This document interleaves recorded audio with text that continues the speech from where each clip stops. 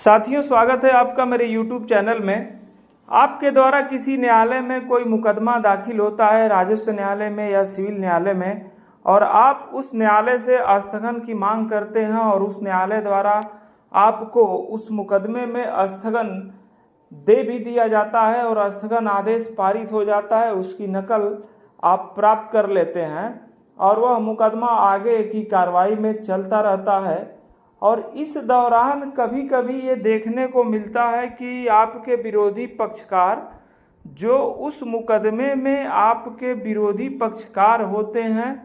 उनके द्वारा उस स्थगन आदेश के रहते हुए, उस स्थगन आदेश के मौजूद रहते हुए मौके पर जो विवादित ज़मीन होती है, जो विवादित भूमिखंड होता है, उसके बाबत उनके द्वारा जो है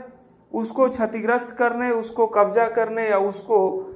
हानि पहुंचाने का कार्य किया जाने लगता है। और जब यह कार्य उनके द्वारा किया जाने लगता है तो आप परेशान होते हैं, या आम आदमी जो स्थगन आदेश न्यायालय से प्राप्त किया होता है वो परेशान होता है। और उस स्थगन आदेश के क्रम में उसके द्वारा यह प्रयास किया जाता है कि जो वह विवादित भूमिखंड है, उस विवादित भूमिखंड में जो व्यक्ति जबरदस्ती स्थगन आदेश का उल्लंघन करके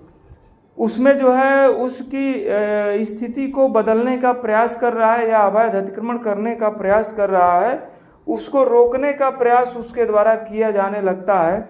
तो अगर ऐसा कोई प्रकरण आपके संज्ञान में आपके साथ घटित हो, आपका किसी न्यायालय से स्थगन आदेश आपको मिला हुआ है और उसी जमीन पर विपक्षी पक्षकार जो उस मुकदमे में प्रतिवादी है, उस प्रतिवादी द्वारा अगर कोई अतिक्रमण या अन्य कार्य किया जाने लगे, उस स्थगन आदेश का उल्लंघन किया जाने लगे,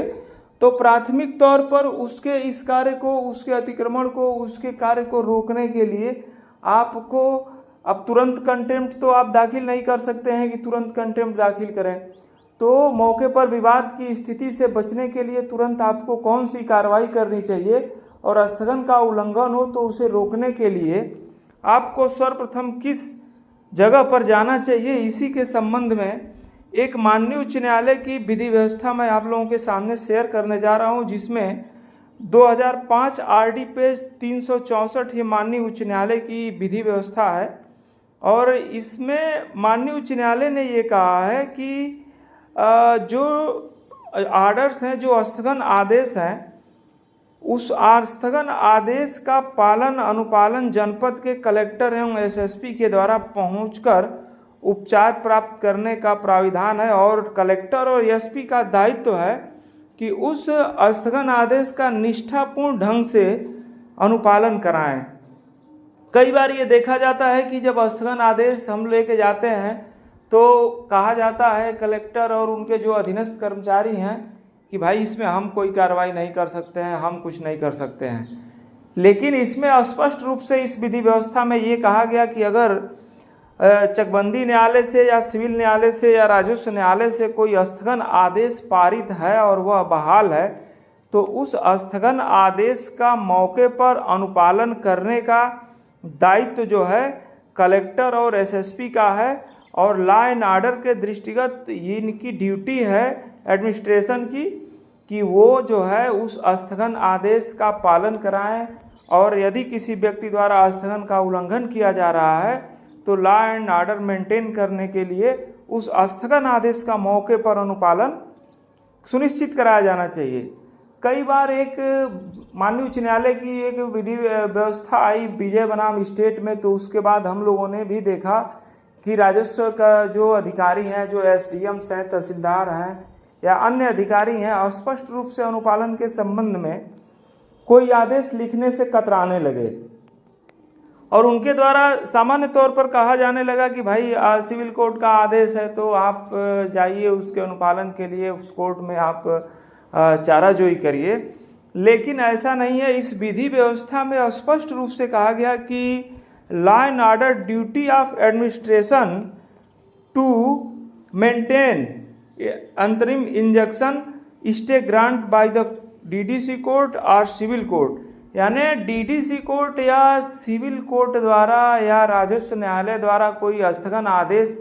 पारित किया गया है, तो उस स्थगन आदेश का अनुपालन कराना जो है कलेक्टर और एसएसपी का दायित्व है कि उस स्थगन आदेश का अनुपालन कराएं और उसमें देखें लॉ एंड ऑर्डर को मेंटेन करते हुए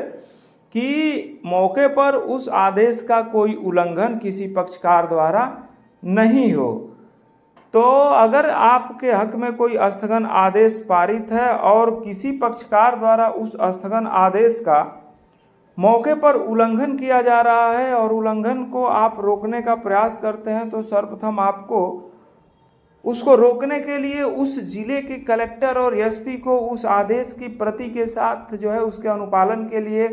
प्रार्थना पत्र देना चाहिए और ये कहना चाहिए कि नहीं, आप जो है स्थगन आदेश का मौके पर उल्लंघन किया जा रहा है, तो इस स्थगन आदेश के क्रम में मौके पर इसका अनुपालन कराएं और मौके पर न्यायालय का उल्लंघन, न्यायालय के आदेश का जो उल्लंघन हो रहा है उसको रोकने के लिए आप इनको प्रार्थना पत्र दे सकते हैं। और माननीय उच्च न्यायालय की इस विधि व्यवस्था के क्रम में इनका दायित्व है कि अगर कोई व्यक्ति स्थगन आदेश का मौके पर उल्लंघन कर रहा है तो वो उसे तत्काल रोकें और उस आदेश का अनुपालन कराएं। तो साथियों, अगर आपका भी कोई ऐसा प्रकरण है जिसमें आपको किसी न्यायालय से स्थगन आदेश प्रदान किया गया है और किसी पक्षकार द्वारा उस स्थगन आदेश का मौके पर उल्लंघन किया जा रहा है, तो ये कलेक्टर और एसएसपी का दायित्व है कि उसको स्थगन आदेश का मौके पर पालन कराएं और जो व्यक्ति अवैध रूप से कार्य कर रहा है उसके कार्य को तत्काल रोकें और उसको रुकवाएं। इसका ये उनका दायित्व है। तो यह जानकारी आपको कैसी लगी ये हमें कमेंट बॉक्स में ज़रूर बताएं। और अगर आपके किसी मुकदमे में कोई स्थगन आदेश पारित है और किसी पक्षकार द्वारा उस पर अवैध तरीके से कब्जा किया जा रहा है या कोई भी गैर कानूनी काम उस जगह पर किया जा रहा है या उस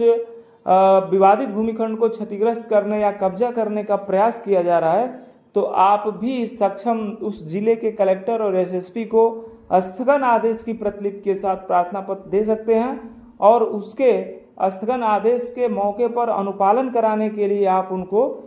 जो है निवेदन कर सकते हैं। और उनकी ड्यूटी है